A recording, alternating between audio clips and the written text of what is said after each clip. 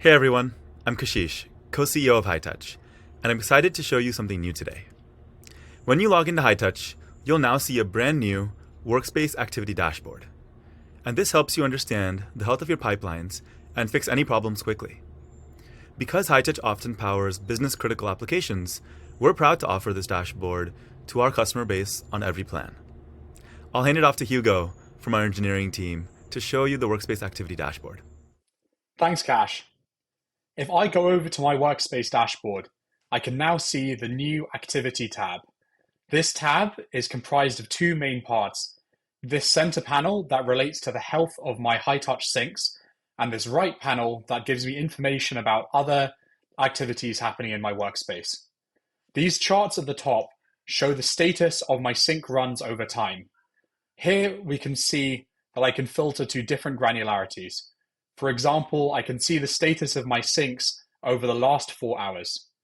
If I click on one of the bars of this chart, I can see a more detailed view of the sync runs that happened in this time window. If I click on one of these runs, I can go and view it directly, making diagnosing issues much faster than it was before. This bottom table gives me an overview of my syncs by source or by destination, which can let me quickly identify problems. For example, here we can see there are 3 failing syncs for Salesforce Marketing Cloud. If I click here, I will be taken to a pre-filtered view of all of these failing syncs, pre-filtered by destination. On the right, I can see the status of my Workspace's extensions. I can see that there might be a problem with Git sync, and I can click here to immediately go and diagnose it. And I can also see any pending drafts that might need my approval. For example, if someone wants to send data to a new ad destination from a model they've just created. And in my activity feed, I can get a top-down view of what everyone is doing in my Workspace, any changes they're making to resources, or perhaps any new users that have just joined.